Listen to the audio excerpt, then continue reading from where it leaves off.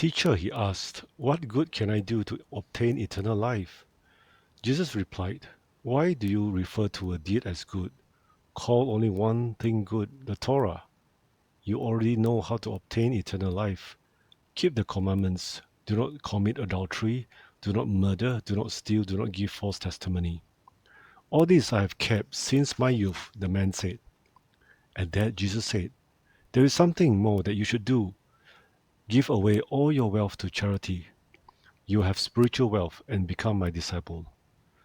The man's face fell. He was very rich. How difficult it is, Jesus said, for someone who is rich to join my band of disciples. It is easier for a camel to pass through a needle's eye. Look at us, we have left everything to become your disciples, Peter exclaimed. You have done the right thing, Jesus replied. I promise you that all who have left family, livelihood, and possessions to join my band of disciples will in this life get much, much more than what they have given up. And in the life after death, eternal life.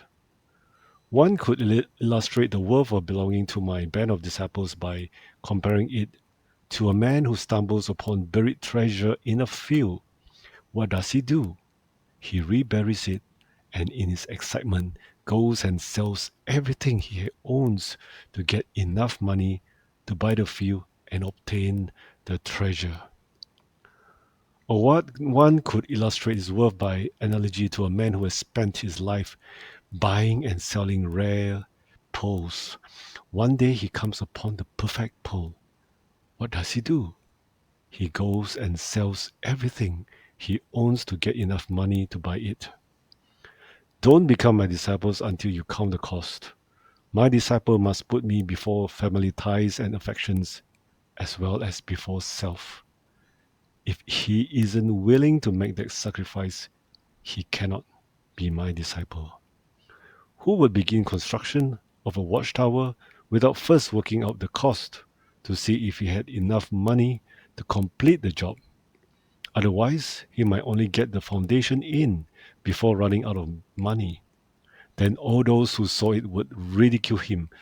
Look, they would say he couldn't finish what he started.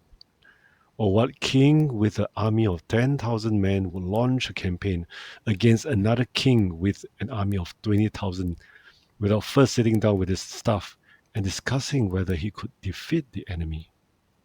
If the consensus was that he could not, while the enemy was still a good distance, wouldn't he send a truce team to see what peace terms he could get?